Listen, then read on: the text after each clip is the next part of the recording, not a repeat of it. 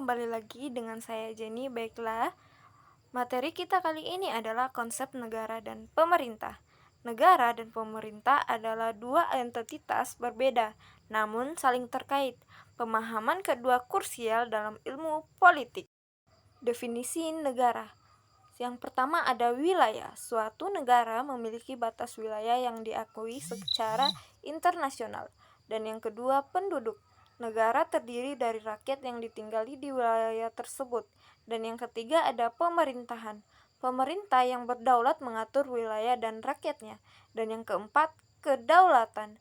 Nah, kemampuan negara untuk mengatur dirinya sendiri tanpa campur tangan eksternal. Baiklah, selanjutnya ada definisi pemerintah.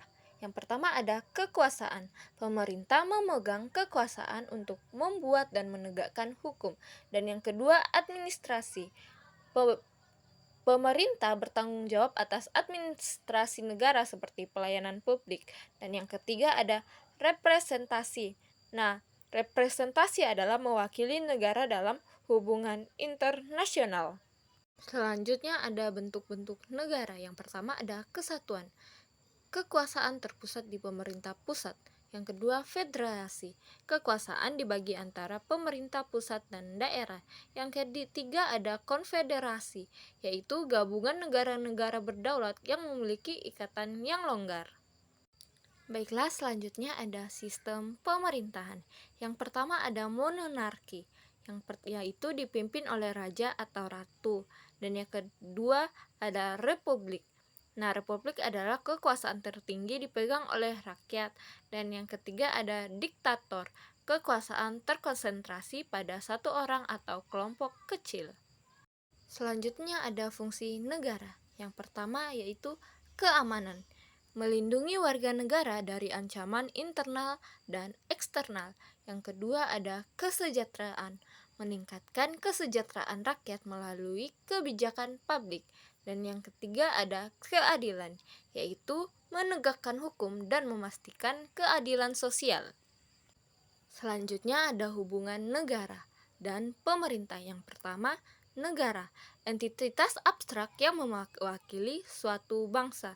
Dan yang kedua, pemerintah, organisasi yang menjalankan kekuasaan negara. Dan yang ketiga ada rakyat. Rakyat adalah subjek yang dilayani dan diatur oleh negara dan pemerintah. Selanjutnya ada kedaulatan negara. Yang pertama, internal. Internal adalah kekuasaan untuk mengatur urusan dalam negeri. Dan yang kedua ada eksternal. Eksternal adalah kebebasan dari campur tangan negara lain. Dan yang ketiga ada hukum. Hukum diakui oleh hukum internasional. Baiklah, slide selanjutnya adalah kewarganegaraan. Kewarganegaraan memiliki hak dan identitas. Hak adalah kewarganegaraan memberikan hak dan kewajiban, sedangkan identitas adalah menunjukkan ikatan individu dengan suatu negara. Baiklah, selanjutnya ada demokrasi dan negara hukum.